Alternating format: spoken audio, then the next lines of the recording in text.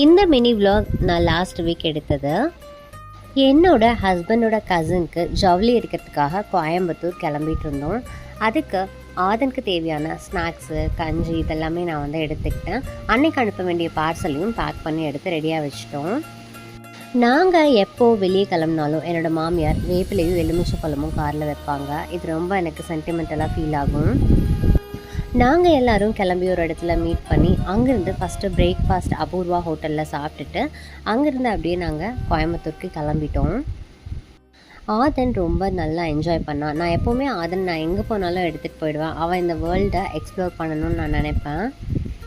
ஓரளவுக்கு ஷாப்பிங் எல்லாம் முடிச்சுட்டு அப்படியே லஞ்சும் சாப்பிட்றதுக்காக பக்கத்தில் கௌரி சங்கர் ஹோட்டலுக்கு போயிருந்தோம். ஃபுட் எல்லாமே ரொம்ப நல்லா இருந்தது. பட் குவான்டிட்டி தான் ரொம்ப கம்மியாக இருந்தது. அங்கேருந்து நாங்கள் ஈரோடுக்கு கிளம்பிட்டோம். அது எதுக்காகன்னு இன்னொரு வீடியோவில் பார்க்கலாம்.